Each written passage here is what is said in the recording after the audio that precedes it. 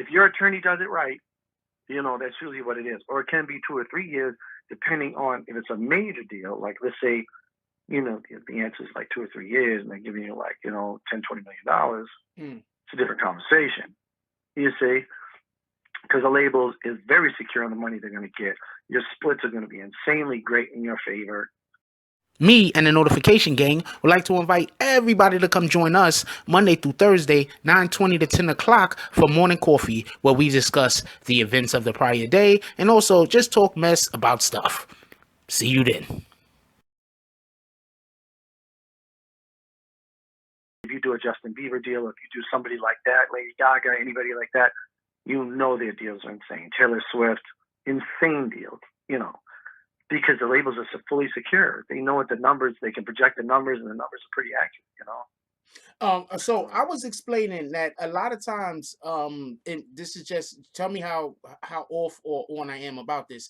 I was saying a lot of times when you have these rappers that they sign the initial contract, the labels that they're signing to, they don't know if these people, pardon me, they don't know if they're going to make any money off of them. So usually that's why the contract might be slanted towards the to who they're signing to rather than to the artist.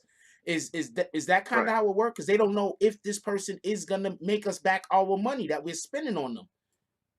True. But the other side of the coin, what a lot of people don't know, is that the labels, because they do have artists that are doing very, very well, very, very well, okay, they need write-offs. They really desperately need them. So some of these acts that do mediocre or don't really take off too well, they'll release you after a little while, but at the end of the day, there is money. And remember, that advance and everything's all recoupable. So when you sign a deal and you get that advance of $100K or whatever you may get at the time, that's what has to be recoupable on sales. Like, you will get your splits after that's recouped. Just FYI, they don't give you extra money, or they don't say, okay, you're going to get your splits. No, it's all recoupable. At least from everything I haven't known, I've never seen anybody just give you money and then turn around and say, yeah, well, maybe I'll get my money back. It doesn't work like that. They get there, Got a question. What would be a red flag in a contract? Shout out to Shy Murder for asking that question. Shy Murder wants to know what would be a red flag or in a contract, basically. I would actually have to see it because there's so many little red flags that could get you. Oh God, an example. Well, my biggest red flag, we talked about Meg Thee Stallion. That's kind of how we got in this conversation. Copy. My biggest red flag, if I was Travis Ferris. Now let me tell you something though. Travis Ferris is with the label, FYI. So a million things are done wrong in that situation. He should have never been a manager, number one. He should never been around calling himself a manager. Actually, that's not how it works. Okay. And the label, the independent label that was there, was actually doing business incorrectly, because that's not how it works. You cannot be the label owner and be a manager as well. It just doesn't work like that. It's illegal, from what I was told. I mean, I would from several people. It doesn't work like that. I would assume that the owner of the Knicks can't also be the manager of the players on the team. That'd be insane. Yeah, it's insanity at its fullest. And it doesn't work like that. Because how are you going to represent it? It's still, because you can manipulate everything, and you could it's insane. But that's how that was structured, And sometimes in this business, be leery of that, because there are people currently doing that and doing splits with monies internally. I know, and I'm not going to say who, but I know for a fact there are people that own labels or help give people label deals that work for the labels, structure the deals, and put people in management positions that they know deliberately, because they're getting some of the management money as well. So some crazy shit stuff I've never. Now understand, I come from the corporate world, and in the corporate world, some deals, they're structured a certain way, but it's pretty like monotone, and it's mandated by the federal government and by the state and local government as well. So it's really difficult. There's certain guidelines in place for that. But the music industry being so flimsy and so crazy, like you can go to certain states and do things that you can't do elsewhere. Like LA is really strong when it comes to the music side and how it's structured and how it's controlled, meaning you can't get fucked too hard in LA. It's not going to happen. Okay. New York City as well. New York City has some guidelines as well, but not, there's certain ways around that too. Again, as I just explained to you. So, Okay, so I got you want to be very leery of that, so. Okay, so I have a different question real quick. Because okay, so we have quite a few artists in New York City. I want to also say rest in peace to Pop Smoke. That we keep hearing that the police won't allow for them to do shows. A lot of times, right, because yeah, I mean, I've dealt with them. I've dealt with the hip hop police quite a bit in my in my industry and my work, especially New York City. They're infamous for coming and shutting down a show very quickly or attempting to. But the thing is, what I can say is the shows that I did personally and I went to, and I actually spoke to them, they've called me, and I've literally had conversations with them. Okay. They've never messed with my shows. Thank God. They actually went through. But, they're more concerned with the threats, the gang violence and other things that are surrounded around that, And just FYI, a lot of the labels right now are discussing not actually signing artists that are involved with gangs. Like if you have a gang affiliation, they're not going to sign you. They don't want to work with you. It's too much of a risk. Too many people getting killed. Like you're literally, what you're doing is now you're robbing them of the ability to make money and recoup after they put this investment into an artist. And it's because these gang members want to control everything. It's horrible situation, And it's not, there's prevalent in a lot of the industry. So a lot of people get in, a lot of these, street guys will get involved that really have nothing to do with anything and just happen to be friends of theirs because at the time, these people were in a situation where they weren't financially sound and they needed help. And I understand it all, I get it. But at the end of the day,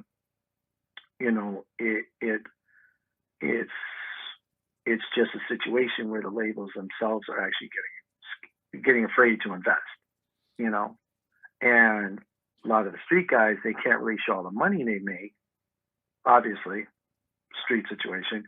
So when that happens, they'll try to invest in an artist, but they can only do so much.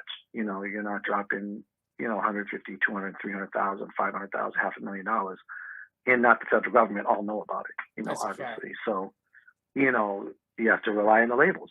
That's it. Or if you're a legit label, then a legit label, but they have it, it's an asset. Like you can't expect that asset to be ruined and destroyed through, violence to where, you're just losing all that money.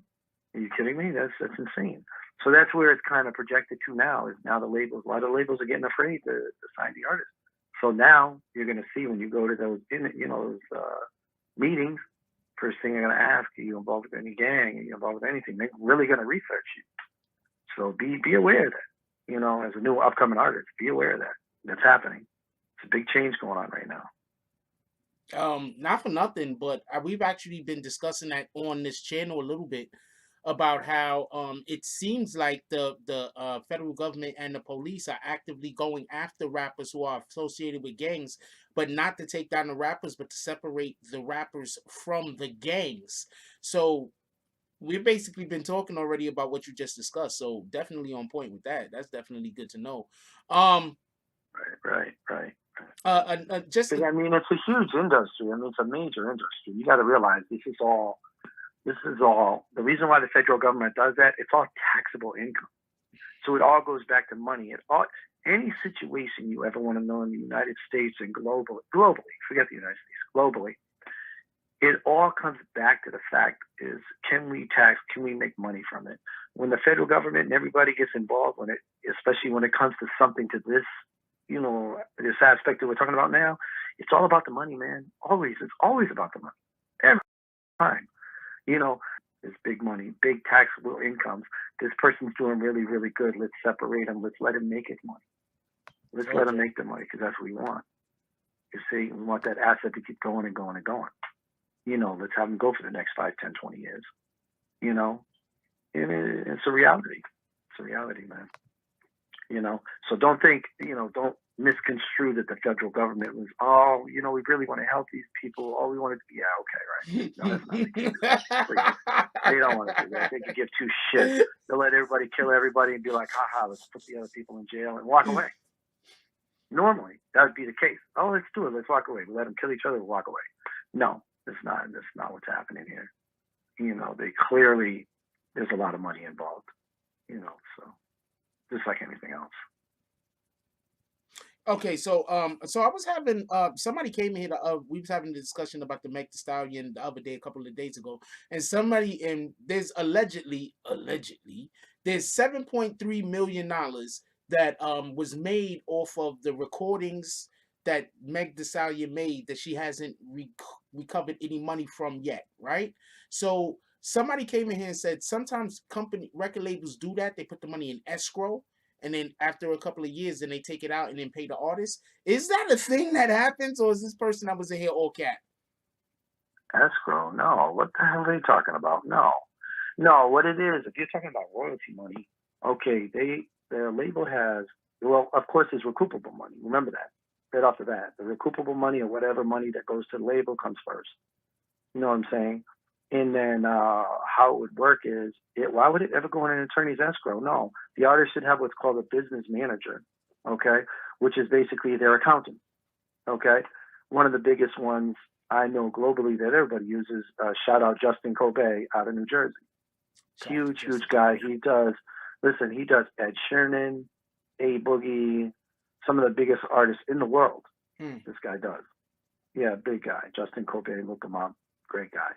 He's a business manager, and he would be the individual that the label would actually answer to when it comes to the artist's payments.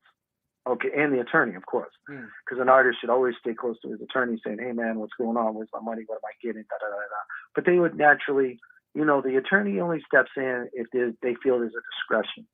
But the business manager is the day-to-day person that will actually take care of that. Okay? Business manager / accountant. That's what they do. They don't call the shots when it comes to, okay, what are we doing for our touring this year? What are we doing for our branding deal? You know, they may chime in and say, yeah, I think it's a good deal, but they're not actually the manager. They're the business manager. They handle the business side.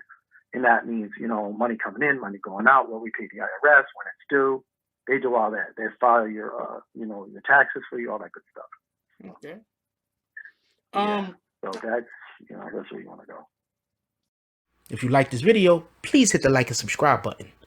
If you would like to help dictate the direction that this channel takes, please leave a comment. All comments are appreciated, whether positive or negative. Thank you very much and enjoy your day. And remember, positive thoughts cause for positive things to happen. Let's get it.